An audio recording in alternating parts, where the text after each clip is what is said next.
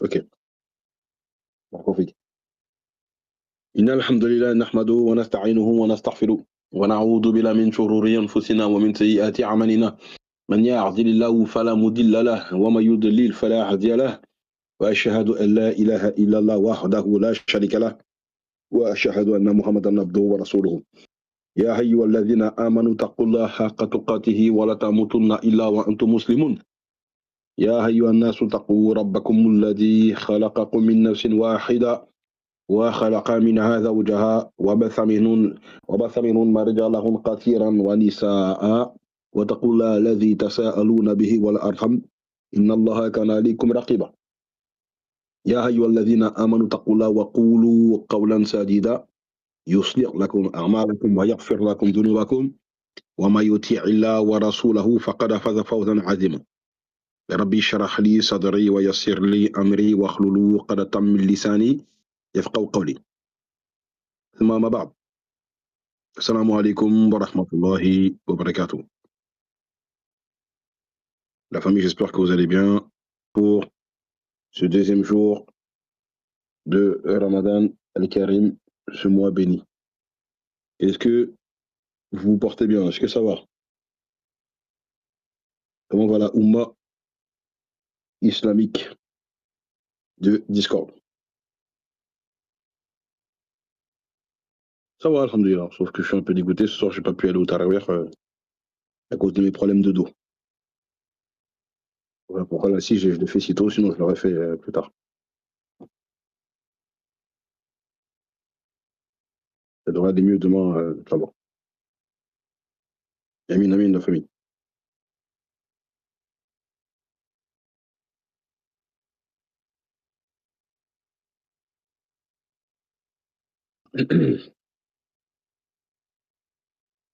Ok, donc, alhamdoulilah, la grâce d'Allah. Ce que je vous propose ce soir,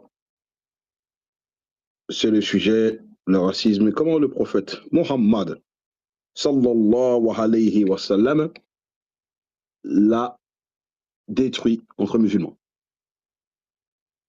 Un sujet qui est très important, qui est toujours d'actualité. Il ne faut pas juste qu'on attende qu'il y ait un événement comme les matchs de foot, la CAN, etc., pour en parler, parce que c'est un sujet qui est omniprésent dans nos vies, de tous les jours, malheureusement. Et bien sûr, quand je dis comment le prophète l'a détruit, c'est-à-dire qu'il a montré que c'est quelque chose qui n'a pas lieu d'être. C'est ça le sens. Quand je dis détruit. Détruire parce que malheureusement, ça existe toujours. D'accord? Allah nous a montré comment ne pas faire des péchés, pourtant, les fils d'Adam font toujours des péchés. Hein. Donc quand je dis détruire, c'est symbolique. C'est la première des choses qu'il faut comprendre.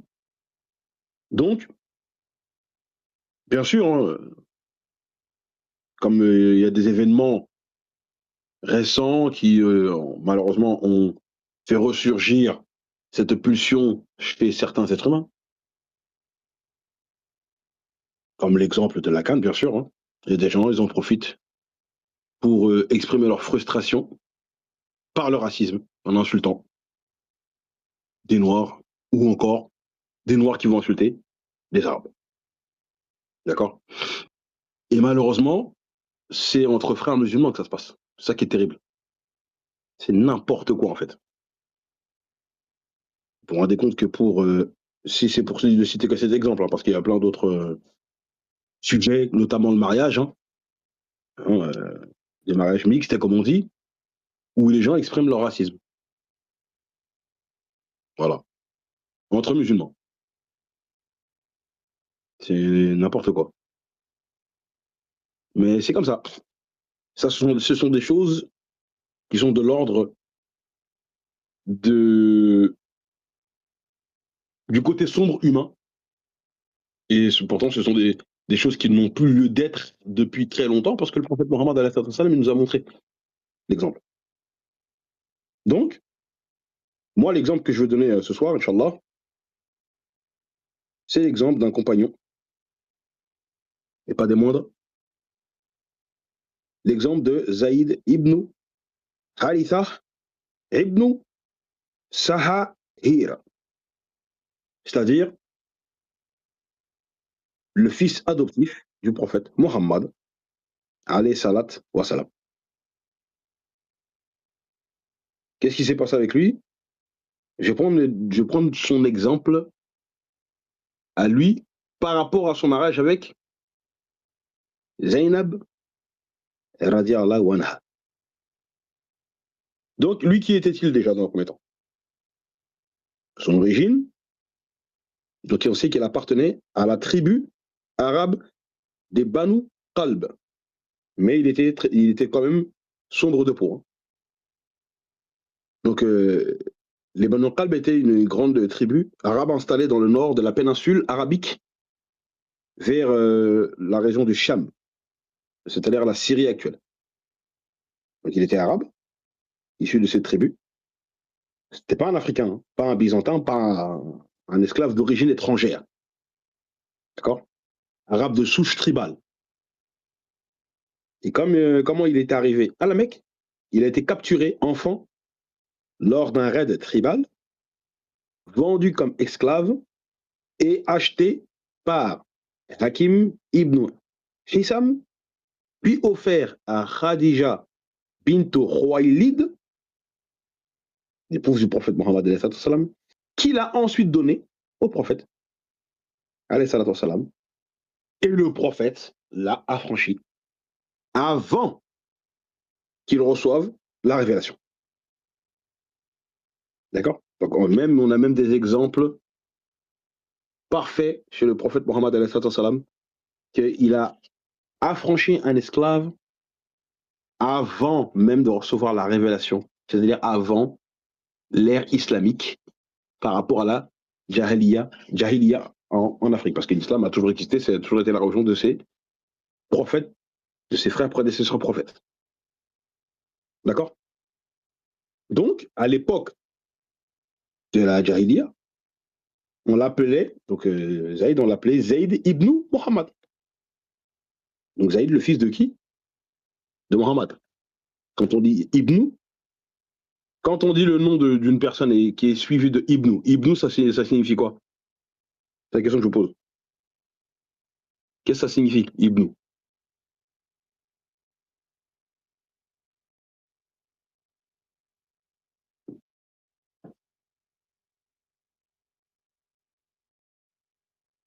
D'accord? Et quand on le dit quand c'est au féminin?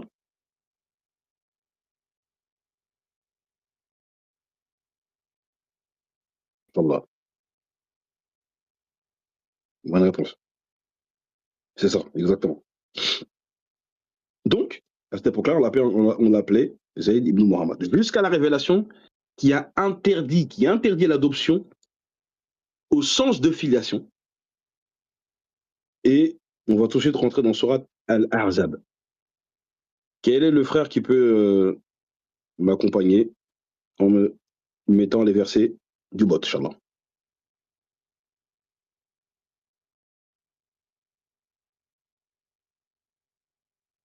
Ibn, c'est IBN en français.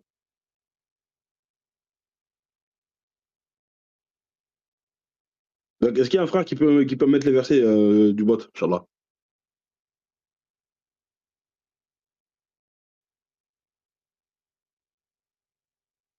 Hmm.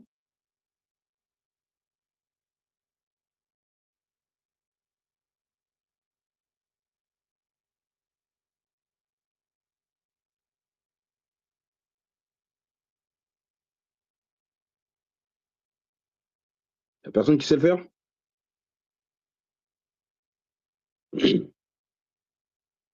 Vas-y, ok. Si tu frère Akuelo, ça m'incombre.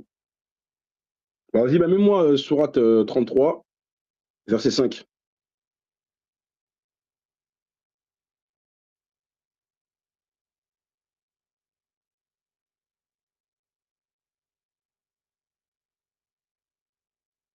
Celui qui le fait, il faut qu'il soit rapide, hein, Inch'Allah.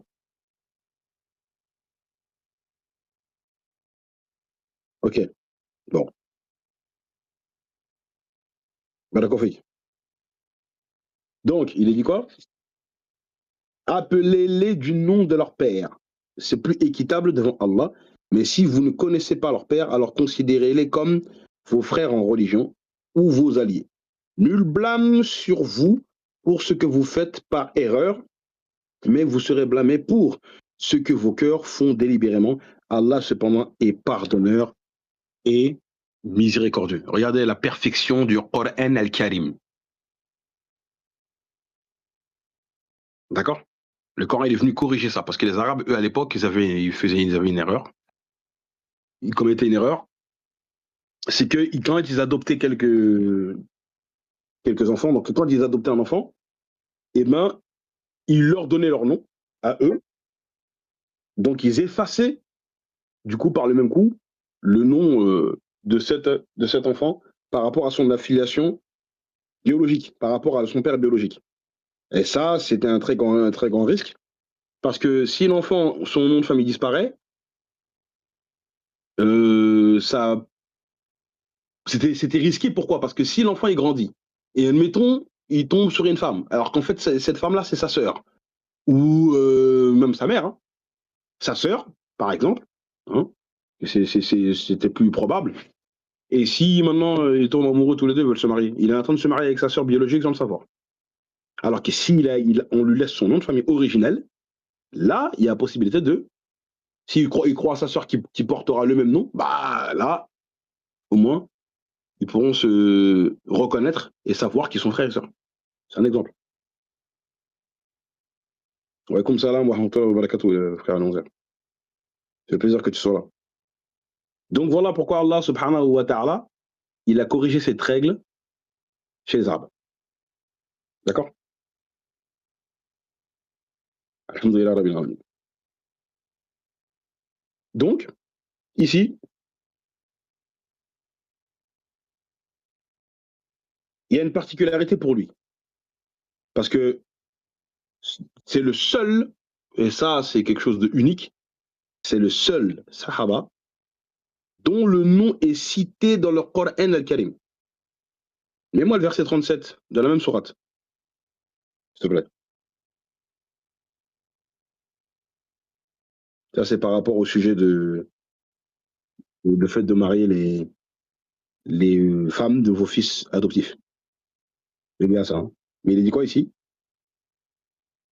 Quand tu disais à celui qu'Allah avait comblé de bienfaits, tout comme toi-même l'avais comblé. Garde pour toi ton épouse et crains Allah. Et tu cachais en ton âme ce que Allah allait rendre public. Tu craignais les gens alors que c'est Allah qui devait être plus digne de ta crainte. Puis quand Zaïd, donc son laïcité, eut cessé toute relation avec elle, nous te la fîmes épouser afin qu'il n'y ait aucun empêchement pour les croyants d'épouser les femmes de leurs fils adoptifs quand ceux-ci cessent toute relation avec elle.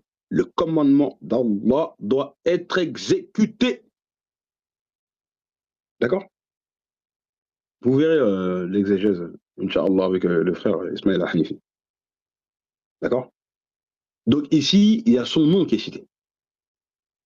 Donc Allah, il a tamponné son nom dans le Coran al-Karim, si je puis ainsi m'exprimer.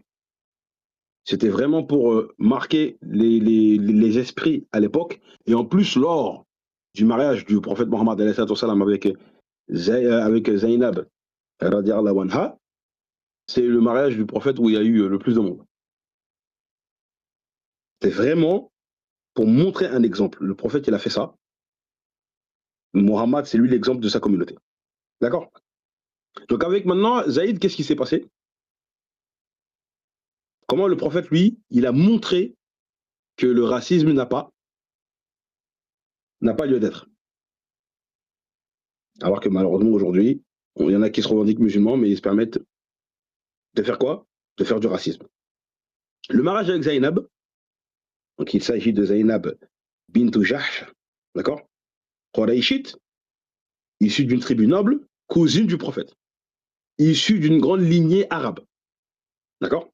Quand le prophète proposa le mariage entre Zaïd et Zainab, au départ, elle refusa.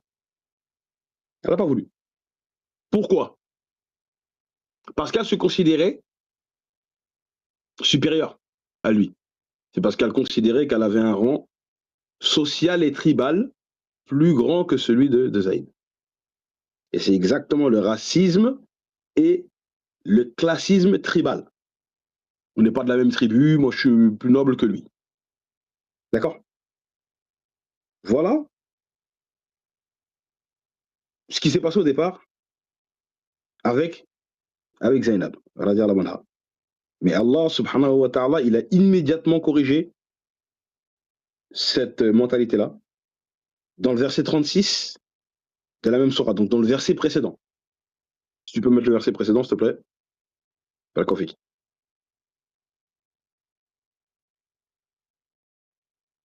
Voilà. Et qu'est-ce qu'il dit ici? Il n'appartient pas à un croyant ou à une croyante, une fois qu'Allah et son messager ont décidé une chose, d'avoir encore le choix dans leur façon d'agir. Et quiconque désobéit à Allah et à son messager, s'est égaré certes d'un égarement évident. D'accord? Donc c'est, quand vous regardez dans l'état facile, ce verset-là, on vous explique toujours qu'il est lié, même s'il y a d'autres avis, bien sûr, mais ici, quand on regarde le consensus qui existe dans nos sources, eh ben toujours on vous lira la révélation de ce verset avec cet épisode-là. D'accord? Donc cet épisode est directement lié, enfin, ce verset est directement lié à cet épisode. Donc Allah, il intervient pour casser l'orgueil tribal qui existe encore aujourd'hui. Et ici, le prophète Mohammed, qu'est-ce qu'il voulait enseigner? Il voulait enseigner que ce mariage n'était pas sentimental, mais il était pédagogique. C'est une pédagogie que Mohammed il a installée. Et le message, c'est quoi?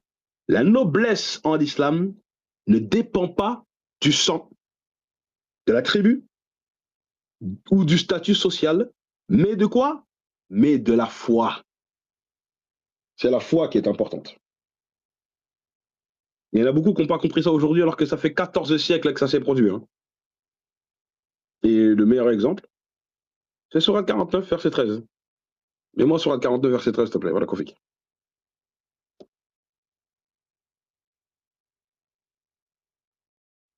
Voilà. Il est dit quoi ici? Ô homme, donc les êtres humains. Allah, il n'a pas dit oh les Arabes. Hein. Ya Harabia, non. Ô homme, nous vous avons créé d'un mâle, Adam, et d'une femelle, donc Ève. Donc Adam et Hawa. Et nous avons fait de vous des nations et des tribus. Et c'est là qu'on voit les Arabes, les Perses, les Grecs, les Romains, les Égyptiens, tout ce que tu veux. Pour que vous vous entreconnaissiez, le plus noble d'entre vous, regardez ce qu'Allah dit, le plus noble d'entre vous, auprès d'Allah, c'est celui qui est arabe. Est-ce qu'Allah subhanahu wa ta'ala dit ça ici? Non. C'est celui qui est le plus riche? Non.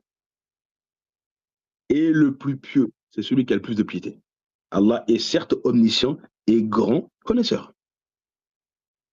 Donc voilà, l'islam établit établit le critère de noblesse, non pas sur la tribu, l'origine, la richesse, la beauté, ou la force physique, ou ce que tu veux. Non, non, non, non, non. Sur la foi, la taqwa. Celui qui a le plus de crainte envers Allah, c'est tout. Celui qui est le plus pieux. Voilà ici le critère de noblesse. Et il n'y a aucune religion sur la surface de la terre qui a ce verset-là. Comme ça, d'une manière aussi claire. Donc c'est ça ce que le prophète Mohammed il voulait montrer dans sa pédagogie qu'il a mis en place pour ce mariage. Parce qu'avant l'islam, les sociétés tribales, donc les sociétés tribales et hiérarchies, c'était une hiérarchie raciale, quoi. Arabe, non arabe, noble, esclave, blanc, noir, etc. Et le choc prophétique, ici, le cas de Zaïd radiallahu anhu, et Zainab, radiallahu anha, le prophète impose un mariage socialement impossible. À l'époque, c'était comme ça. Et Allah révèle pour corriger l'orgueil des gens qui ne vivaient qu'avec cette vision des choses. Est-ce que vous comprenez? Donc, il faut qu'on se serve de ça aujourd'hui.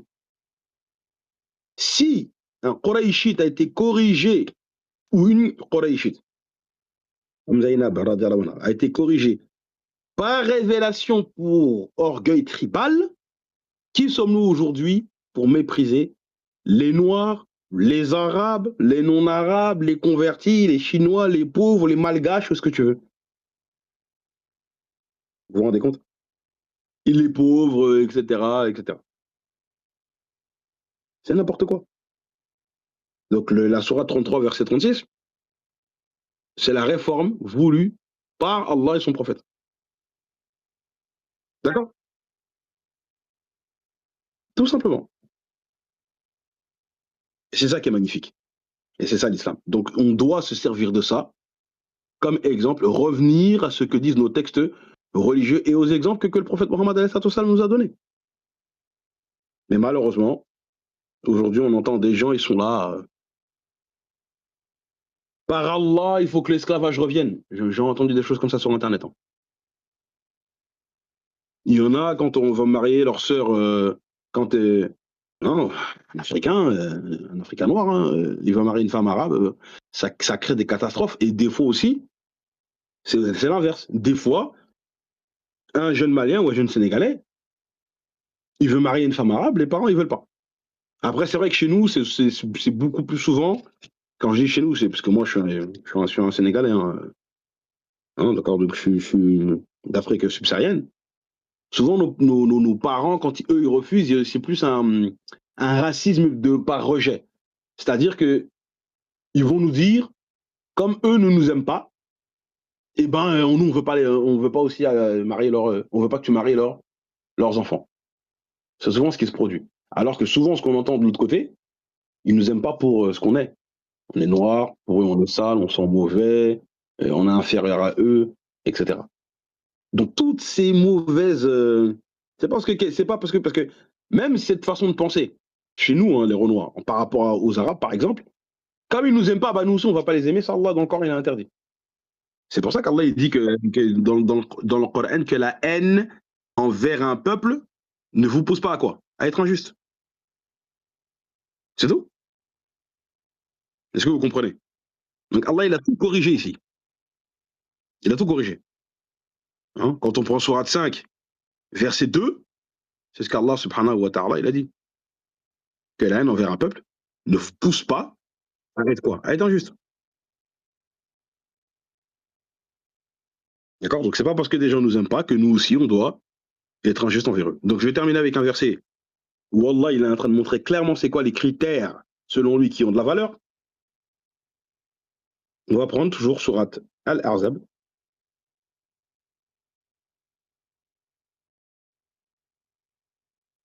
Mais avant ça, j'ai cité sourate 5 verset 2, il dit quoi? Où les croyants ne profanaient ni les rites du pèlerinage dans les endroits sacrés d'Allah, ni le mois sacré, ni les animaux de sacrifice, ni les guirlandes, ni ceux qui se dirigent vers la maison sacrée, cherchant de leur Seigneur grâce et agrément. Une fois désacralisé, vous êtes libre de chasser. Et ne laissez pas la haine, c'est sur cette phrase-là que j'attire votre attention, et ne laissez pas la haine pour un peuple qui vous a obstrué la route vers la mosquée sacrée, vous incitez à transgresser, entraînez-vous dans la bonté et la piété, et ne vous entraînez pas dans le péché et la transgression, et craignez Allah, car Allah est certes dur en punition. D'accord? Ici, c'est bien sûr le contexte de ceux qui ont été bloqués. C'est par rapport au pacte de Hudaybiyah quand les musulmans sont venus devant Mecca. Et ils n'ont pas pu rentrer à Mecca. Voilà. Maintenant, c'est quoi le critère qu'Allah veut comment un musulman doit penser? Sourate ici, 33, et on prend le verset 35. Verset magnifique. Il dit quoi? Dans le même contexte, par rapport à la révélation de ce qui, pour corriger, Zainab radiallahu anha. Les musulmans et musulmanes, croyants et croyantes, obéissants et obéissantes, loyaux et loyales, endurants et endurantes, craignants et craignantes, donneurs et donneuses d'aumône, jeûneurs et jeûneuses, gardiens de leur chasteté et gardiennes, invocateurs souvent d'Allah et invocatrices. Allah a préparé pour eux un pardon et une énorme récompense. Takbir!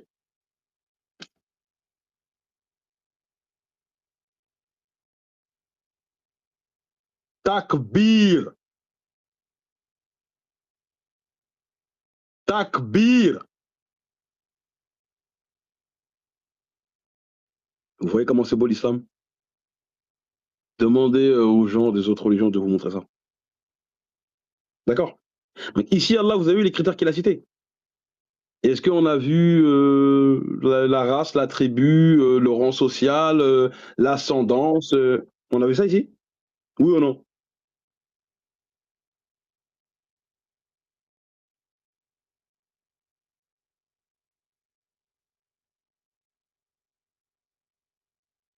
Voilà. Il n'y a que des critères de gens pratiquants qui ont la foi, des gens pieux, que de la spiritualité, c'est tout. Alors que quand vous pensez que quand on va, quand on monte dans l'histoire, chez les chrétiens, il y avait des églises pour les noirs, des églises pour les blancs. Subhanallah. Eh oui. Donc, je vais m'arrêter là. C'était une petite intervention. Le prophète Mohammed, il a été clair dans ce qu'il a fait. C'est un exemple, il y en a d'autres. Je prendrai d'autres exemples, Inch'Allah. Je prendrai d'autres exemples pour continuer à illustrer, parce que c'est quelque chose dont on en a assez, en fait. Ce racisme qui existe, déjà, le racisme de base qui existe dans l'humanité, c'est déjà quelque chose de ultra blâmable. Alors que dire du racisme entre musulmans, alors que nous sommes les seuls, depuis que le monde est monde, qui avons un prophète, un livre, une loi, qui a réglé la question du racisme. Et pourtant, il y a encore des gros racistes chez les musulmans. C'est une catastrophe. D'accord? Donc Allah nous facilite à avoir un meilleur comportement. D'accord? Je prendrai l'exemple la prochaine fois de Abu Dar et Bilal, et aussi l'exemple du mariage de Salman al-Farisi radi Allahu anhu. Je prendrai cet exemple-là, Inch'Allah. Je vous donnerai cet exemple-là dimanche, parce qu'on a encore beaucoup de fawaïd à tirer, Inch'Allah. Donc, s'il y a des questions, avant que je quitte, Inch'Allah, la famille, je regarde vos questions, Inch'Allah.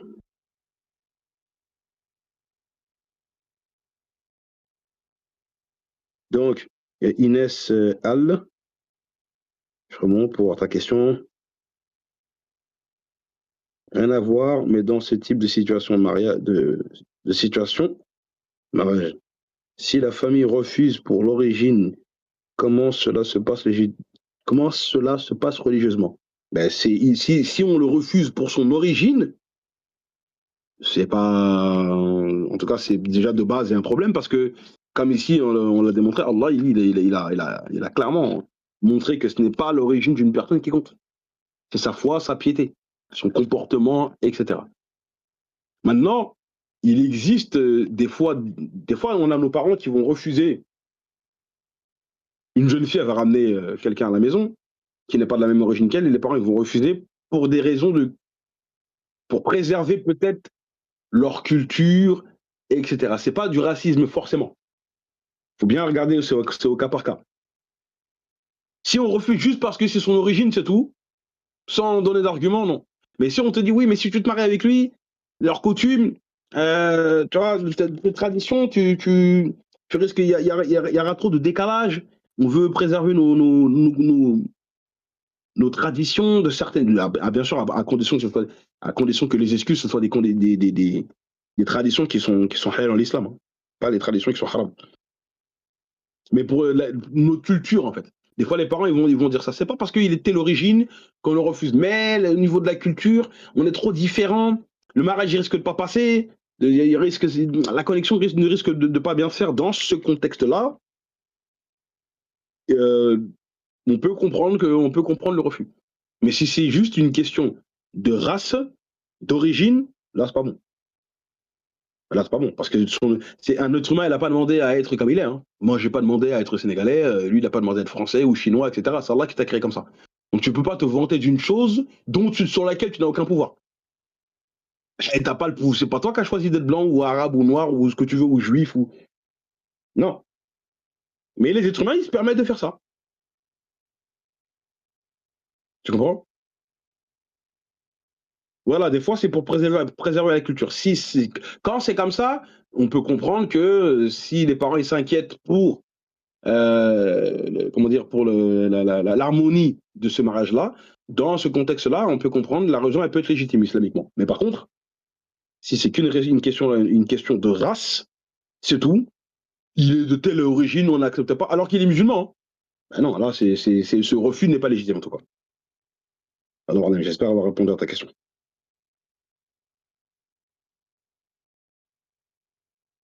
Mon père est un pur Westaf. Il est encore très refermé dans le système de caste. Ah, je sais, c'est compliqué. Compliqué, hein. Il y a beaucoup de nos parents, c'est comme ça, hein. On l'a vu par rapport à l'histoire de Cast, bah, il faut lui faire, faut essayer de parler avec lui, de lui montrer les exemples comme j'ai donné aujourd'hui, parce que l'exemple que j'ai donné aujourd'hui, on est en plein là-dedans, hein. Comment le prophète il a cassé ce système-là avec le mariage de Zayd et Zainab. Il a cassé ça. Et il en a fait d'autres, hein. Hein, voilà, avec Salman Al-Farisi, comme j'ai dit, je donnerai l'exemple la prochaine fois.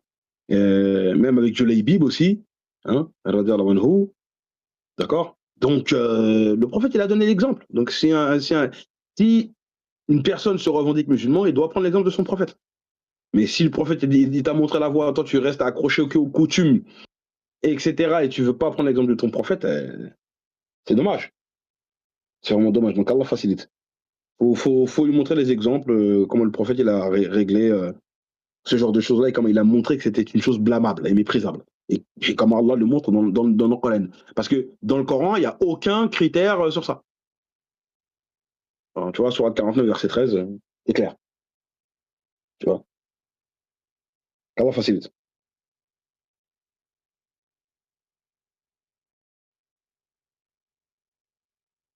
Ah oui, le critère premier, c'est la religion. C'est la religion. Les Arabes, à l'époque, ils avaient du mal avec ça, hein. Ah, ils n'étaient pas du tout d'accord de ce que Mohammed a instauré, mais ils n'ont pas été d'accord. L'islam remplace. L'islam remplace ce qu'il y avait avant. C'est comme ça. Eh oui. Est-ce qu'il y a d'autres questions, Inch'Allah? J'espère avoir répondu à tes questions et qu'Allah facilite un peu la situation.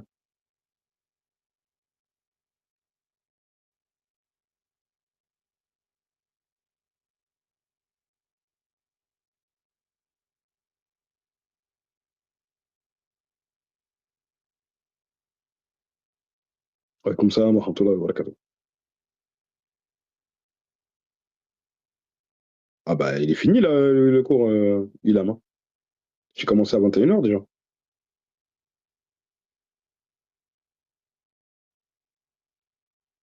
Tu pourras visionner le cours, Inch'Allah, Inch'Allah, quand j'aurai posté la vidéo. Mais tu viens d'arriver à l'instant là? Wafik, barakallah.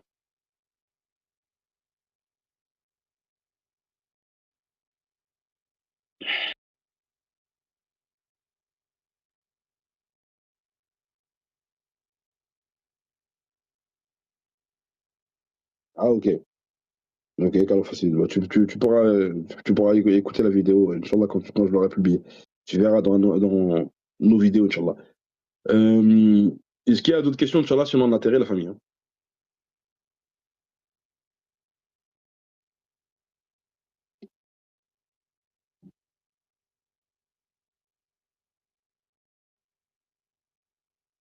Oui, frère. Il y a que.